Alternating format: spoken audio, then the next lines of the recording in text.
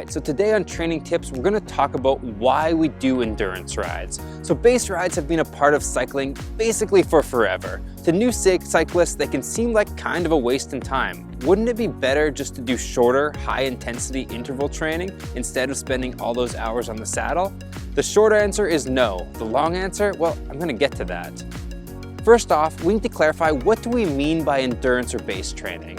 There are lots of different ways to think about it. Some people will talk about a percentage of threshold, but increasingly at Smart, we're looking at anaerobic and aerobic thresholds to determine where you should be riding your base at. For those type of things, we use things like lactate testing or the inside testing protocol that we use.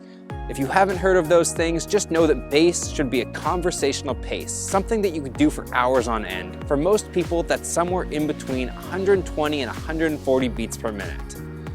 You might be going, I would fall over if I went that slow. Why would I even try to ride like that? Well, here's why. Riding in that endurance zone increases mitochondrial size and metabolic flexibility.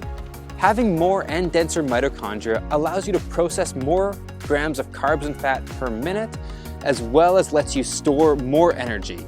In other words, improving your mitochondrial density allows you to ride more efficiently, letting you save that glycogen, that rocket fuel, for race-winning attacks when you need it. That type of training adaptation doesn't happen in any other zone besides by riding in endurance. But one thing that we've noticed at Smart is that as people's threshold goes up, their ability to ride at a certain pace at endurance doesn't necessarily change once it gets to a certain point. Once an athlete's able to ride at that 200 to 220 watt range at the endurance heart rate zones, there doesn't seem to be a need to ride any harder than that outside of structured interval training. Riding hard on that seems to lead to increased burnout, seems to lead to an inability to complete day after day of time in the endurance zone, and doesn't seem to lead to any better results. But on the other hand, if I or any of my athletes stick to that 200, 220 watt mark as a max for endurance, we're able to complete endurance rides day after day and successfully get through the entire block.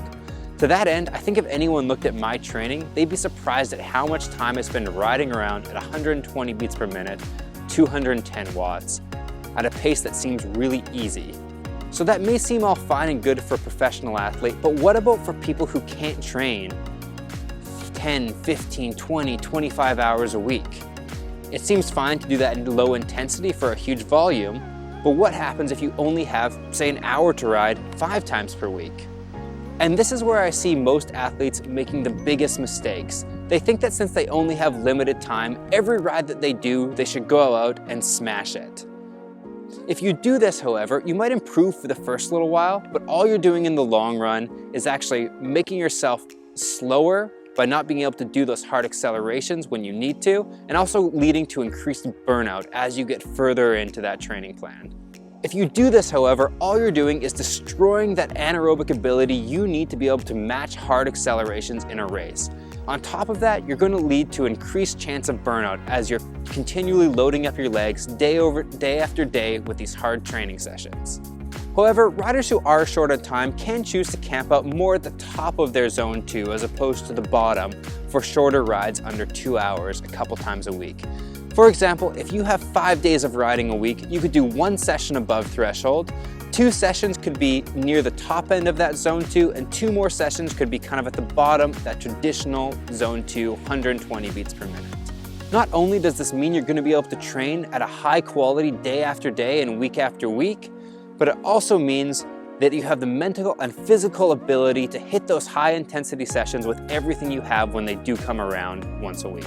So there you go. Even if you are short on time, base is crucial and can't be replaced by just adding more intensity.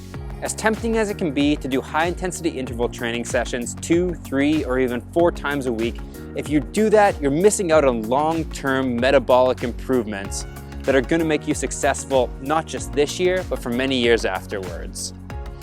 So there you go. That's why we ride at endurance. If you have any questions, let me know. I'll be happy to answer them. Thanks.